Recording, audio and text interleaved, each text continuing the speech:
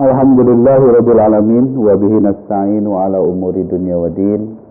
Asyhadu an la ilaha illallah wahdahu la syarikalah wa anna Muhammadan abduhu wa rasuluh, amma ba'du.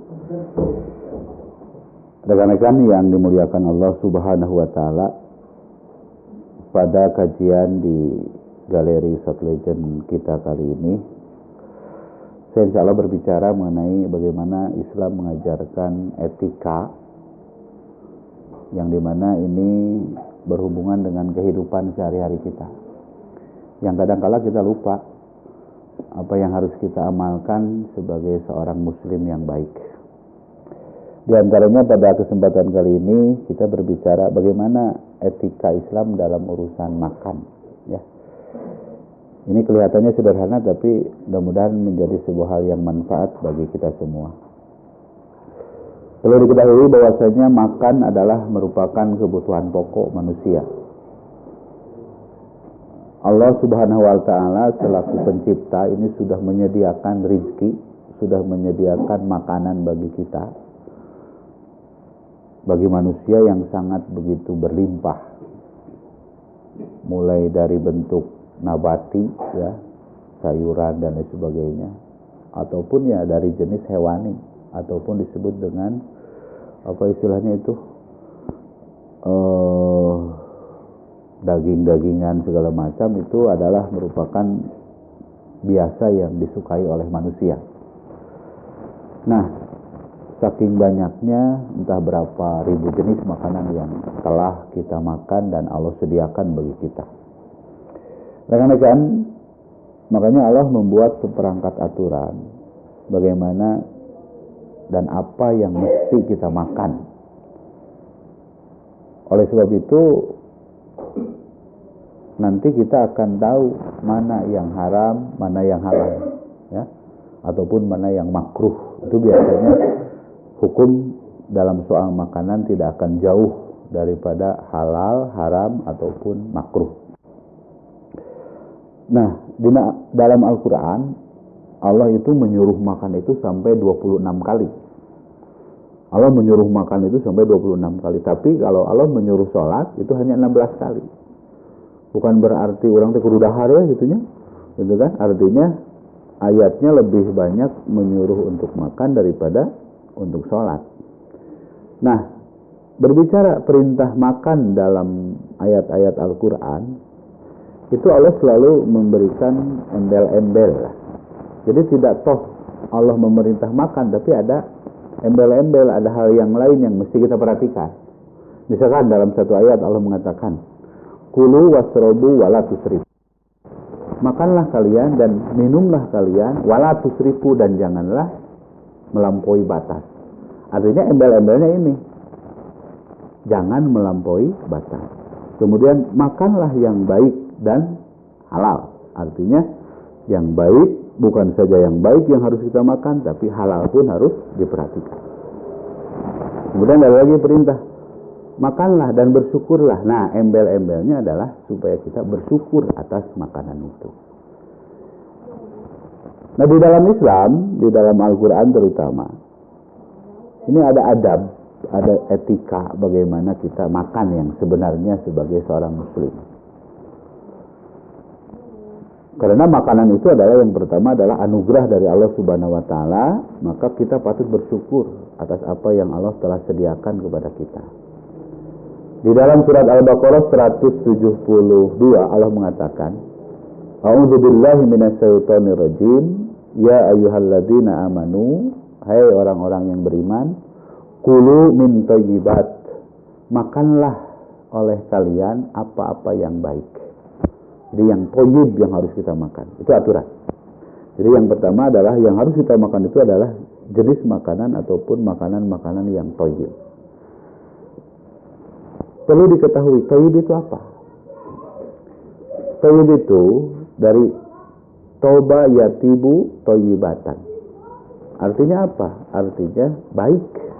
Kita suka menerjemahkan thayyib itu artinya baik. Makanya para ulama mengatakan bahwasanya yang disebut thayyib itu baik secara kasat mata dan baik secara hati, perasaan. ketika melihat sesuatu yang thayyib itu baik secara mata maupun secara hati. Artinya alus cek panon, alus cek hate, eta ngaranna thayyib. Makanya ada dalam surat An-Nisa ayat 3, yang ini pasti para laki-laki mah tahu ayatnya ya. Dan Andre Abe itu sudah mengamalkannya. Ayat ini, ayat 3 itu. Fankihu ma toba lakum minan nisa. Menikahlah ma toba lakum. Nah, toba itu kan thayyib. Jadi alus cek panon, alus cek rasa. Jadi anu kudu dikawin ku urang teh ya, ma toba lakum, apa yang thayyib. Anu alus cek panon jeung alus cek rasa. Mata nikah mah kudu bogoh kade. Itu bisa pernikahan didasari dengan ketidakcintaan. Ulah lamun orang memilih pasangan anu urang sendiri tidak cinta, tidak bogoh gitu kan. Ma tobalakum, apa-apa yang thayyib yang kita tikah itu. Minan nisa dari istri-istri. Masna wa sulasa wa ruba'. Rek 2, rek 3, rek 4. Itu batasannya sampai 4. Jadi bayu sampai 4 yuk. Batasannya ya. Itu juga kalau ada keberanian. Kalau nah itu artinya apa? Berarti menditikah itu thayyib. Nah, itulah yang disebut dengan thayyib. Nah, yang kita makan itu harus yang thayyib. Jadi alus cek panon, alus cek rasa itu, jadi cek hati. Ma razaqnakum, apa yang kami telah rezekikan kepada kalian. Waskuru lillahi, dan bersyukurlah kamu kepada Allah. In kuntum iyyahu ta'budun, jika kamu hanya kepadanya beribadah. Itu di dalam surat Al-Baqarah 172. Nah, rekan-rekan perlu diketahui juga. Nah, ini banyak yang tidak tahu ya. Ternyata di Al-Baqarah 173 ini adalah menjadi dalil bahwasanya makanan yang diharamkan itu hanya 4. Sekali lagi. Jadi makanan yang diharamkan itu hanya 4. Ini ayatnya. Innama harama alaikumul maitata. Sesungguhnya Allah hanya mengharamkan bagimu itu al-maitata, bangkai, waddama, dan darah, walahmal hinzir, dan daging babi, wa ma uhilla bihi li ghairillah, dan sembelihan yang bukan atas nama Allah, yang bukan diperuntukkan untuk Allah. Pamanit turra gaira bagin, barang siapa yang terpaksa gaira bagin, tapi dia sendiri tidak mau sebetulnya, wala adin, dan tidak melampaui batas, fala isma alaih, maka tidaklah jadi dosa. Innallaha ghafurur rahim, sesungguhnya Allah Maha Pengampun lagi Maha Penyayang. Nah, rekan-rekan, dari ayat ini sudah jelas kepada kita bahwasanya yang diharamkan oleh Allah makanan itu hanya 4 saja.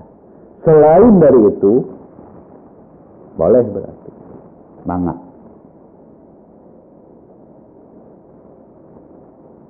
Sad kumaha cenah mun cucunguk halal haram? Aya teh dalilna cucunguk. Cucunguk menang teh? Menang cucunguk masal beuki we nya, beurit meunang, ucing teh wae aya beuki mah. Lobakan daging hayam mah piraku kucing dipencitannya. Nah, artinya apa? Artinya yang diharamkan oleh Allah itu hanya 4. Yang pertama apa tadi? Al-maitata, bangkai. Bangkai di sini bukan seperti image kita. Image kita kan melihat bangkai itu yang busuk, yang bau, bukan itu. Ternyata apa yang disempog tina binatang yang hidup itu adalah bangkai. Misalkan sapi sempog ping-pingna, goreng urang dagingna teh. Itu bangkai masuk. Termasuk bangkai itu ketika matinya bukan karena sembelih, itu bangkai. Ketika aya misalkan binatang yang boleh dimakan tapi matinya itu ragrag, katubruk, naon deui diterkam binatang buas, kemudian matinya bukan disembelih, bukan atas nama Allah. Nah, itu bisa kategorinya bangkai.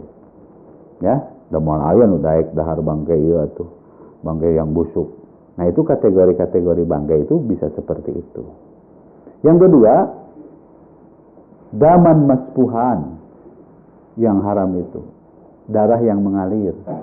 Kalau darah ada nempel di daging ayam, di daging sapi itu tidak haram. Tapi kalau sudah mengalir, itu jadi haram. Sekarang ada pengobatan darah ular ya.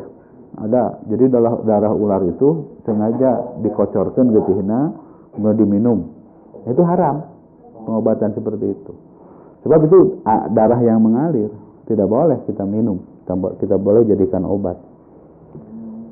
Termasuk di pasar itu ada istilah apa ya, marus ya. Jadi si darah itu sengaja digeblegkeun jadi semacam jiga ati ya, itu marus. Nah, itu adalah haram karena itu darah gitu ya. Itu haram. Kemudian lahmul khinzir, daging babi. Memang disebutkan di dalam ayat ini daging babi. Tapi ternyata ini adalah kalau dilihat dari segi ilmu balaghah itu disebutnya dzikrul juz'i wa iradatul kulli. Disebut nama daging babi, tapi yang dimaksud nama seluruh yang ada hubungannya dengan babi itu haram. Seperti gajihnya, kemudian ya semacam jeroanana, kemudian termasuk bulunya, itu semuanya jadi haram. Jadi hal yang ada sangkut pautannya dengan babi itu haram.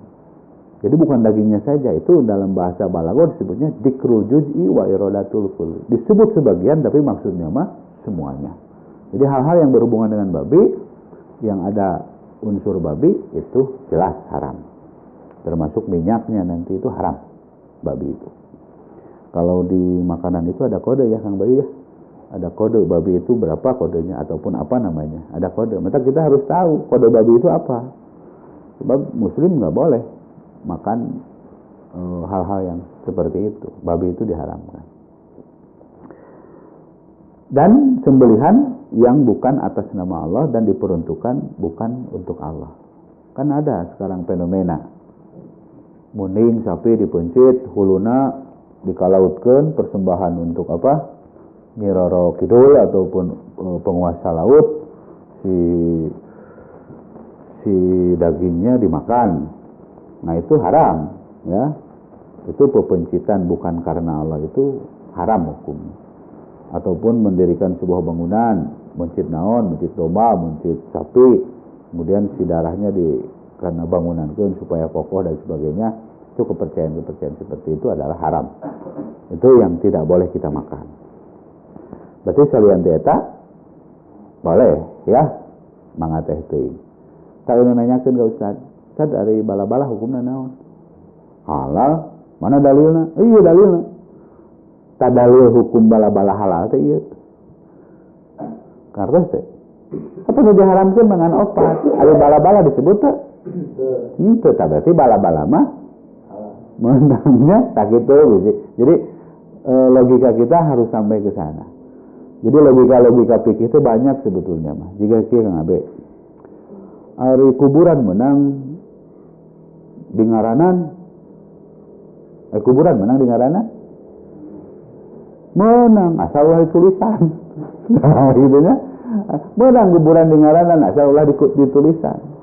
Di ngaranan mah, ya kuburan Mas Kendi misalnya, nah itu boleh. Di ngaranan wungkul, tapi lamun mesti tulisan mah RIP Mas Kendi, wah itu kan, atau innalillahi wa inna ilaihi raji'un. Nah itu sudah tasyabuh itu masuknya. Kan orang-orang di luar Islam pakai nama, pakai apa tulisan, termasuk itu hukumnya jadi tasyabuh, menyerupai agama yang lain. Nggak apalagi yang tabur bunga, apalagi yang apa pakai cai kendi, itu sudah masuk tasyabuh ke agama di luar Islam. Itu Hindu biasanya seperti itu. Nah makanya Islam itu nanti ada bab khusus mengenai jenazah, bagaimana cara penguburan di dalam Islam. Nah kemudian logika fikih ya. Pan ari lain mahram mah semenangnya lalaki jeung awe pantal kulit. Ai dokter, pasien kan pantal kulit. Kan misalkan pasiennya perempuan, dokternya laki-laki, kan dicabak gitu. Nah, nu kitu jadi haram, nu kitu jadi teu meunang. Tah logika pikirnya gimana? Berarti dokter mah lain nyabak, tapi dokter mah mariksa. Ada dokter mah lain nyabak. Menyerek disuntik teu nyabak heulanya pasti dicabak suntiknya. Atau dipariksa gitu kan. Nah, maka dokter mah meriksa bukan nyabak gitu. Itu logika pikir. Nu katilu ngalah leuwih ngartos. Ari salat menang bari gagaro. Dan temenang sukses salat bari gagaro mah temenang ngan lamun ateu garo. Juga da logika pikir begitu. Salat teh temenang bari gagaro ngan lamun ateu tuh, mana sholat gagaro, terus mana lamun ateu garo. Nah, itu logika pikir seperti itu. Tidak iya menjadi tadi gitu. Jadi dalil bala-bala halal itu mana? Nah iya. Yang diharamkan itu kan hanya 4 oleh Allah. Itulah Al-Quran mengatakan bahwasanya makanan yang diharamkan itu adalah 4 jenis itu. Selain dari itu bisa halal jelas. Yang kedua bisa makruh. Makruh itu kan sifatnya karoha itu tebeki urang teh dan memang berbahaya bagi badan. Seperti jengkol anu lamun ku jengkol matak ngamadorotkeun kana awak mah jadi teu meunang jengkol teh, makruh itu. Nah, itu ya. Jadi makanya rokok itu mau sampai ke haram. Yang namanya rokok itu tidak akan sampai ke haram. Bahaya tuh lamun rokok haram mah. Petani bako bisa nggak boleh. Petani bako nggak boleh. Kemudian tukang kertas nggak boleh. Sebab kalau ada unsur haram, setiap yang mendukung kepada yang haram itu nggak boleh. Maka rokok mah sampai kapanpun mau jatuh kepada haram. Aneh kan diulang main rokok diharamkan dari jengkol baruki sarua itu benar namanya jengkol jeung rokok teh. Bawang itu kan dalilnya bawang zaman Nabi itu ketika mengganggunya, makanya ilat hukumnya itu adalah mengganggunya. Nabi kan dicarek zaman Nabi aya nunggus makan daging domba, aya nunggus makan bawang, tong waka ka masjid, tong waka milu berjamaah naon, sebab bauna tidak bisa ditinggalkan. Lamun bauna geus leungit teh wae gitu. Artinya yang menjadi ilat hukumnya adalah baunya gitu. Makanya kelek lamun bau mah tong dibawa ke masjid. Tenan heula kelekna di luar. Namun berbicara setiap yang bau gitu kan. Makanya ilatnya itu adalah baunya mengganggu kenyamanan beribadah, itu yang tidak boleh. Nah, itu betul. Maka urang mah jumaah kudu mandi cek Nabi teh nya make sesengitan supaya tenang jumaah itu. Supaya jumaah itu khusyuk gitu kan. Ayeuna kabayang jumaah jadi sitah mandi ku Nabi, wah nu balik di pasar, nu balik di mana itu mararani. Nah, inilah barangkali hikmah diantaranya kenapa Rasul menyuruh mandi dulu ketika mau Jumatan. Berarti betul Islam agama yang betul-betul menjaga kehusuan teh eta. Da ibadah mah husu lamun diri urangna seungit, bajuna rapi, sok mentak salat make kaos juga biasa kieu da asa teu dinas kusan mah. Mentak wayahna we salat mah urang mah rada dinas kan urang teh mau munajat dengan Allah Subhanahu wa taala. Tak tong sahayuna dina pakaian oge. Betul-betul urang teh. Sok monya aya keundangan erek menemui pejabat urang teh meni keren gitu nya segala disungitan batik ataupun kagah lah urang teh. Tapi nek hareup Allah saayana. Bukan berarti tidak sah ya, sah masangan orang teh secara etika, secara dan yang namanya kerapihan, sengit, bersih itu kan membawa kepada tingkat kehusuan sebetulnya. So, itu yang saya rasakan seperti itu. Kan munajat, salat itu kan munajat, orang pola hubungan dengan Allah itu kan betul-betul dijaga di dalam salat itu. Makanya di dalam salat mah jalma nu ngaliwat oge dilarang, teu meunang ngalangkungan keur salat. Sutroh kan salat kita itu ada sutroh. Jadi orang enggak boleh melewati sutroh itu, batasan kita lagi salat. Bahkan di hadis mah lebih baik menunggu 40, bisa 40 hari, bisa 40 tahun kan. Maknanya artinya atuh salila-lilana ge nungguan salat tuh nya, moal lila-lila teuing artinya itu melanggar ketika kita melewati orang yang lagi sholat. Begitu dijaganya oleh Allah orang yang lagi sholat. Pertanyaannya, ada orang keur sholat hayang ganja, hayang buru-buru, hayang tereh, atau hayang lila. Urang keur sholat, hayang lila, hayang tereh. Hayang terehnya, berarti orang teh gombal ya, cinta ka Allah teh. Gombal mas, jujurnya, nya kieu lah. Waktu urang baheula keur apel yo, ya keur apel ka indung si kucrit mah ayeuna. Pan hayang lilanya, sebab adu didatangan teh saha? Orang yang dicintai kabogo. Hayang lila pan urang teh, meuneu. Dadina waktu lilana oge asa sakedeungnya jeung kabogo mah. Tuh, saking ku cintanya, saking ku betahnya. Nah, jeung Allah hayang nusan wae, hayang tereh wae. Nah, inilah sebetulnya evaluasi bagi kita. Matak salat mah tong lurusuhan itu, tong lurusuh. Kan anu rek dising hareupan teh jalma zat yang dicintai oleh kita, Allah Subhanahu wa taala. Piraku urang teh hari apel hayang lila, hari salat hayang sakedeung gitu kan. Berarti gombal kene urang mah cinta teh nya gombal lah. Eleh hiji mangsa mah. Itu yang mesti saya sampaikan. Dan selanjutnya yang harus kita makan itu adalah yang halal dan thayyib. Kata Allah di dalam surat Al-Maidah 88, wa kulu mimma razaqnakumullahu halalan thayyibah. Dan makanlah oleh kalian dari apa yang Allah telah rezekikan kepada kalian, halalan thayyibah, yang halal dan thayyib tuh. Jadi halalnya jelas, thayyibnya juga harus diperhatikan. Wattaqullaha alladzi antum bihi mu'minun. Dan bertakwalah kalian kepada Allah yang kalian kepadanya beriman. Nah, begini yang ingin saya sampaikan. Jadi kenapa kita mesti memakan yang halal dan yang thayyib? Ternyata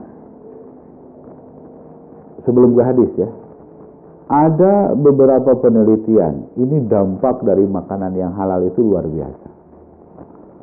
Dampak dari makanan yang halal itu luar biasa. Jadi halal itu membawa kepada maslahat. Ada penelitian. Ketika orang membiasakan makanan yang haram, minuman yang haram, maka ini ada dampak terhadap kelakuan. Ya. Maka orang sebagai suami nih harus berhati-hati memberikan nafkah kepada istri, kepada anak. Harus dari nafkah yang halal itu, karena ada apa? Ada sebuah efek gitu ya, kepada keluarga kita. Akibat harta haram, akibat yang diberikan kepada anak istri itu yang haram, maka rentan dengan penyakit, misalkan kepada anak itu kleptomania. Kleptomania itu sok cecermet, sok puak-pauk. Nah, itu tugasnya kang bayi itu newakan ukadar itu banyak, newakan bangsat. Nah, itu akibat harta haram sebetulnya. Di antaranya dibere budak teh nu haram. Pang maling teh biasanya. Kemudian dipsomania, resep mabok, resep kana narkoba, itu kan akibat sebetulnya. Akibat harta haram jadi berbangor. Kemudian ada lagi penyakitnya itu adalah naon teh menunjuk bahasa Sunda mah haraknya. Aya temok batur urusan. Nah, itu mau disebutkan bisa direkam ya. Pai wah bukan nama. Saya ingat di sana nanti. No. Itu teh aya batur timur harak gitu nya. Sok nyoret-nyoret vandalisme itu ya. Sok nyoret-nyoret temok batur, sok nyoret-nyoret pagar batur, itu teh akibat sebetulnya kebangoran gitu. Dan memang ini yang paling penting adalah apa? Doa terhijab dengan makanan yang haram itu. Dengan yang haram masuk ke dalam tubuh kita, ini otomatis doa kita ini terhijab. Kan ada zaman Nabi, ada orang gini tangannya. Muncul ulang mah Rabbi, Allahumma ya Allah, nun Gusti, ngadoa maksudnya mah. Kemudian kata Nabi begini,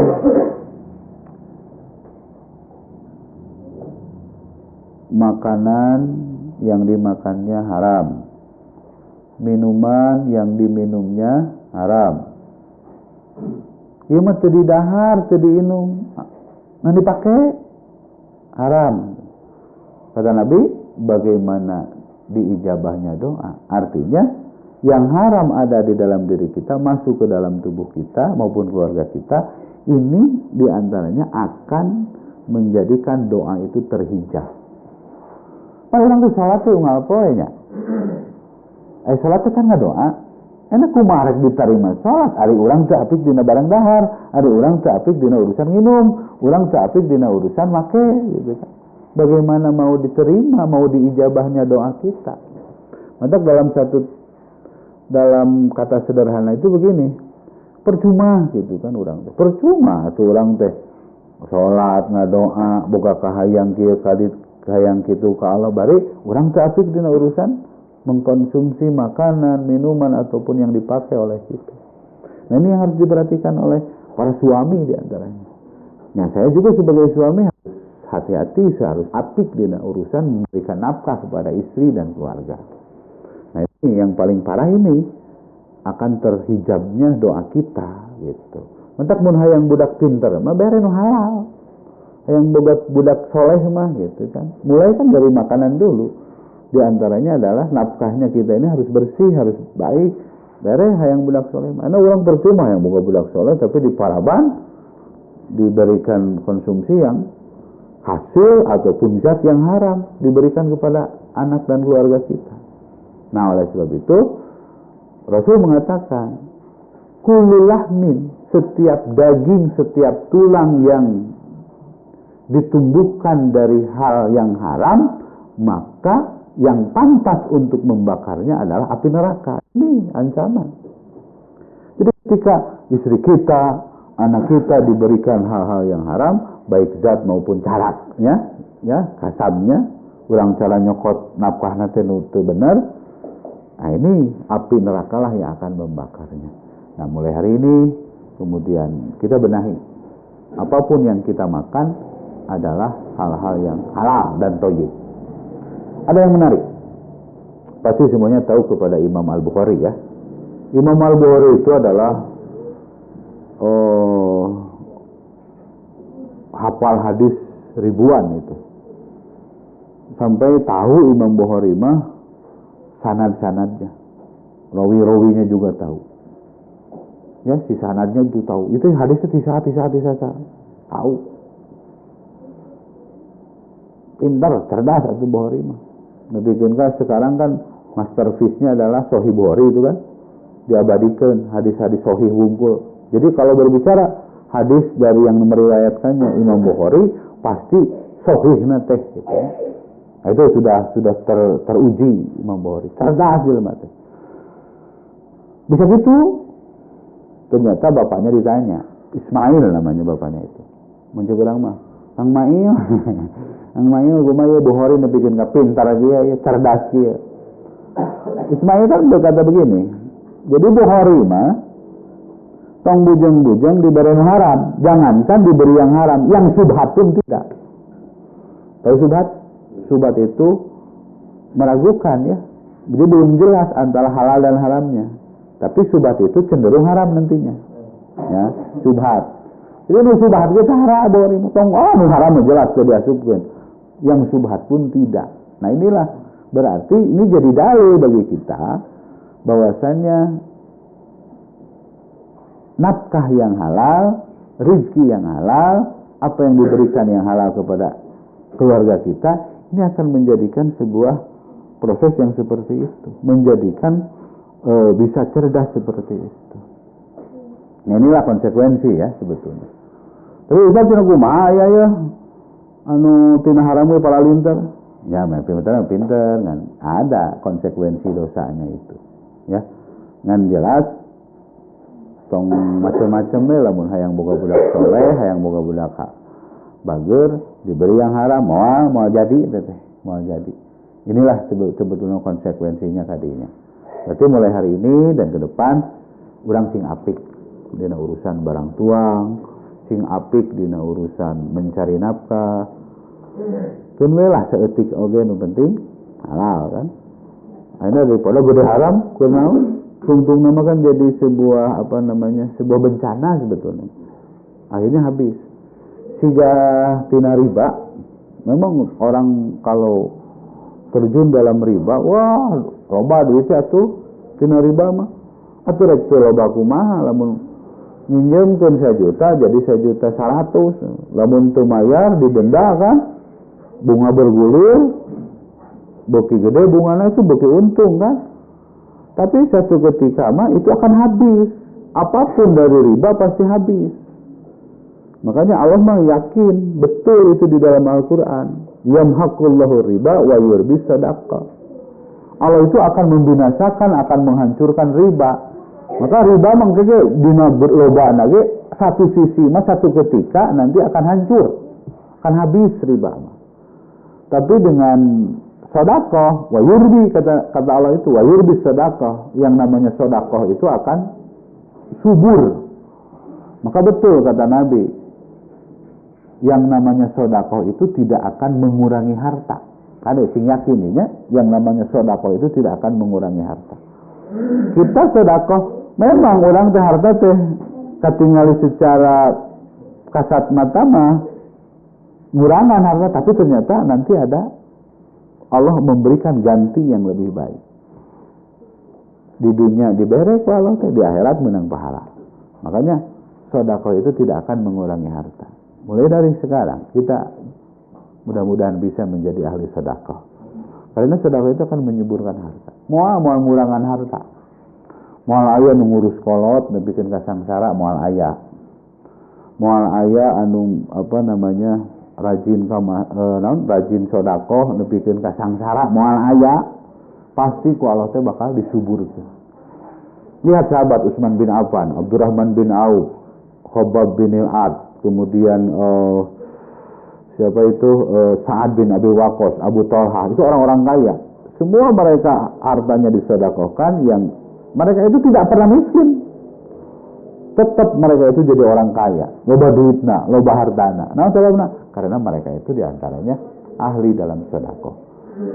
So, anu sedekah pasti didoakeun ya. Cak kurang-kurangna ngucapkeun naon? Jazakallahu khairan. Ataupun kalau zakat, Allahumma sholli ala siapa gitu kan. Itu doa luar biasa. Nah, inilah barangkali yang menjadikan sebuah kekuatan bagi kita bagaimana kita lebih mengefektifkan sedekah. Nya tina riba mah misalkan banyak harta teh loba kabeli ieu kabeli itu, tapi pada ujung-ujungna mah pada akhirna mah itu semua akan habis. Kenapa? Jaminan dari Allah, yamhaqullahu riba wa yurbi sedekah. Allah akan menghancurkan riba dan menyuburkan sedekah. Itu saja, barangkali ada pertanyaan dari rekan-rekan. Oh, mangga.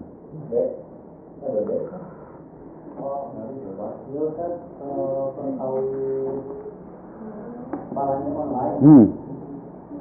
Kemudian sering balanya di Shopee. Di teleponnya gitu ya. Kalau ketemu ibadah. Jadi kami balanya teh kayak misalkan balanya di toko, malah 1 juta. Terus tuh kayak hadiah koin. Nah itu teh hukumnya mah haram atau? Secara hukum asal mah hadiah mah boleh.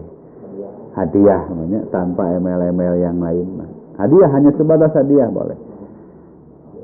Kalau kita belanja misalnya 1 juta, hadiahnya apa? Misalnya contohnya cashback. Oh, itu mah itu mah nggak apa-apa, boleh. Jadi inti daripada bisnis ataupun bukan bisnis ya, jual beli, yang penting tidak ada riba, tidak ada goror. Ya, goror itu naon? Menipu gitu kan. Tidak ada menipu, unsur penipuan itu nggak boleh. Kalau hadiah boleh-boleh saja. Ya, mau jauh nama teknik temennya, metodenya teknik marketing. Jika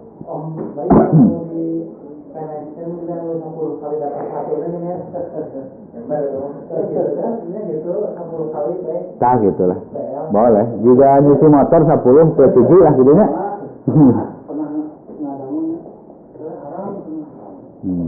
Kalau sebatas hadiah gitu poin enggak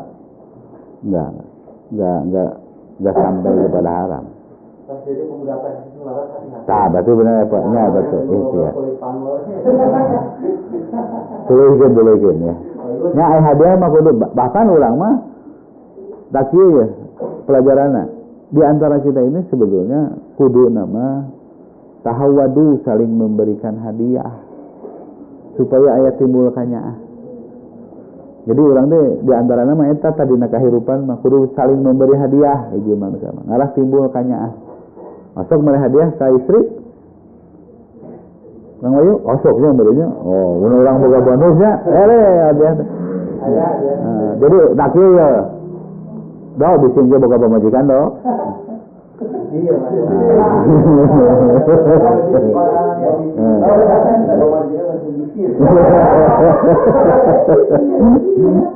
Jadi gini dong, istri itu bukan hanya saja nafkah makan wajib, nafkah mah wajib. Tak kali-kali jar bere hadiah. Nah, ini apa bu ataupun yang ini bonus dari bapak hadiah. Waduh, jadi kerja jana kunaon nih. Ulah tina nafkah wungkul dan nafkah mah urang di dahar deui teh. Nafkah mah urang di dahar deui, ku keur budak ke segala macam. Kali-kali mah bere hadiah. Saling memberi hadiah itu menambahkan rasa cinta itu. Termasuk di antara kita saling berbagi hadiah itu kan memberikan rasa cinta. Orang mah tong jauh-jauh rokok dikitekeun ya kan. Batur nyoro ka urang eta teh di antarana mah menjadikan chemistry itu teh sebetulnya. Ada kanyaah di antara kita. Mentak saya kurbuk mie gelarkeun itu kan saling sebetulnya mah. Mentak kacida ya lamun boga udun dikekeuh ku sorangan mun ngaluarkeun teh dikitu siji. Ada kacida gitu ya. Di antaranya. Ya harus saling berbagi. Silakan boleh itu mah hadiah sebatas saja. Ada lagi? Sok silakan Dok. Lamun bagaimana?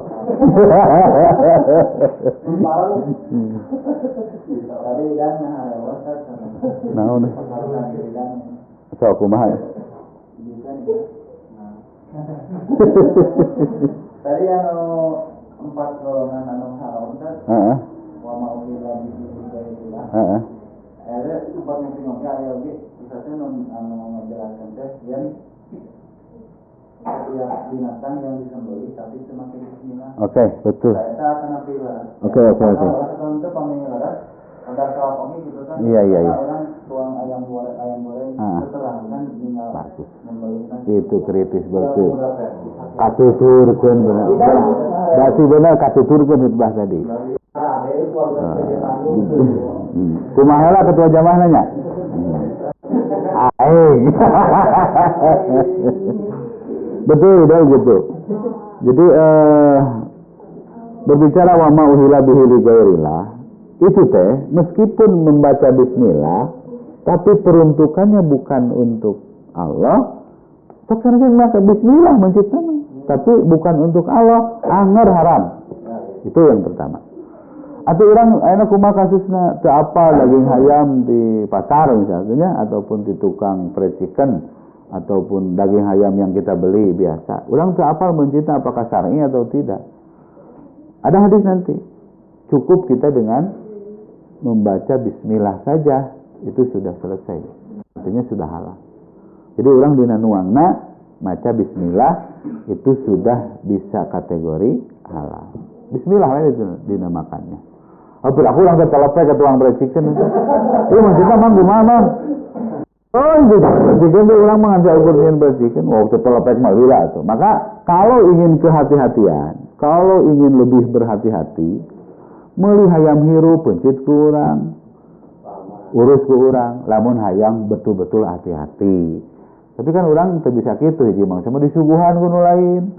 Kan di ondangannya ataupun orang kadang-kala kalmanya kanu hajat nanyakeun itu kumaha istian jangan nyatu mah nyatu Nah gitu kan, dahar dong loba ieu dah gitu kan. Artinya cukup bismillah juga kita sudah halal seperti itu. Itu ya. Dok. Nah, sok cingjong jangan barang gua bismillah. Dan memang kayak ayat etika makan harus bismillah dulu. Ya gulam cek Nabi TK Anas bin Malik, samillah sebutkan asma Allah lah mereka dahar teh. Jadi cukup bismillah. Tuh bismillahirrahmanirrahim panjang deui. Bismillah juga cukup rek dahar. Ya kade, udah makan dia kalimat samillah itu adalah kalimat bismillah. Kalau basmalah baru bismillahirrahmanirrahim. Kalau kata Nabi samillah itu cukup dengan mengucapkan bismillah saja. Bismillah, langsung makan gitu. Tuh bismillahirrahmanirrahim. Alhamdulillahirabbil alamin. Arrahmanirrahim alulating. Nya artinya apa? Artinya cekap urang teh nyebat bismillah saja. Itu ya. Jadi samilah itu cukup nyebutkan bismillah. Enteng rek dahar mah sebetulnya. Allahumma barik lana fi ma razaqtana itu hadisnya dhaif. Jadi teu naon urang. Tengah doa eta hanya sekedar doa, hanya sekedar minjem redaksi boleh-boleh saja. Gitu. Ngan ulah nangtukeun tah doana kudu ieu ulah. Itu diantaranya. Jadi cukup bismillah juga sudah sah kita makan secara Islam. Ada lagi satu lagi silakan. Kalau nggak ada kita tutup saja. Yuk cukup ya. Oke. Terima kasih. Siapa kemana? Lama di perjalanan tapi. Si ngurulin.